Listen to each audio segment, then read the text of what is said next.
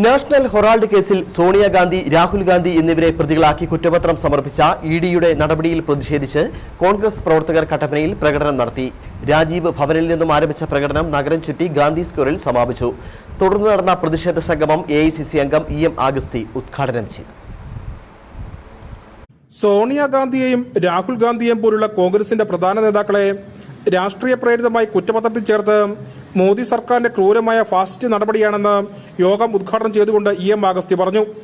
കേന്ദ്ര അന്വേഷണ ഏജൻസികളെ ഉപയോഗിച്ചുകൊണ്ടുള്ള രാഷ്ട്രീയ വേട്ടയുടെ തുടർച്ചയാണ് ED ഇപ്പോൾ സമർപ്പിച്ചിരിക്കുന്ന കുറ്റപത്രം. കോൺഗ്രസ് പാർട്ടി ഇതിനെ രാഷ്ട്രീയപരമായ നിയമപരമായി നേരിടുമെന്നും അദ്ദേഹം പറഞ്ഞു.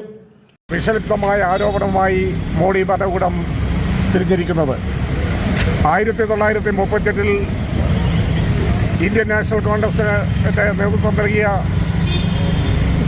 പണ്ഡിറ്റ് ജവഹർലാൽ നെഹ്റു അദ്ദേഹം ഇന്ത്യൻ നാഷണൽ കോൺഗ്രസിന്റെ പ്രസിഡന്റായിരുന്ന കാലഘട്ടത്തിലാണ് ദേശീയ സ്വാതന്ത്ര്യ സമരത്തിൽ Indian national കോൺഗ്രസിലെയും രാജ്യത്തിൻ്റെയും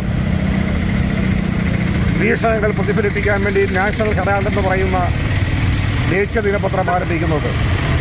national Herald Indian ദേശീയ ദിന പ്രതീകമായിരുന്നു. രാജ്യം സ്വാതന്ത്ര്യമായി ഇതിനുശേഷം ഇന്ത്യയിലെ വാർത്താ മാധ്യമ രംഗത്തുണ്ടായ കോൺഗ്രസ് മണ്ഡലം പ്രസിഡന്റ് സിജു ചക്കുമുട്ടിൽ അധ്യക്ഷനായിരുന്നു. DCC vice president George Joseph Padavan മുഖ്യപ്രഭാഷണം നടത്തി.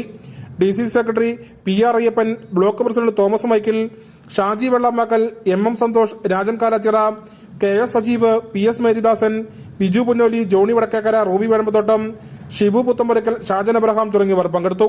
News bureau, Kattappana.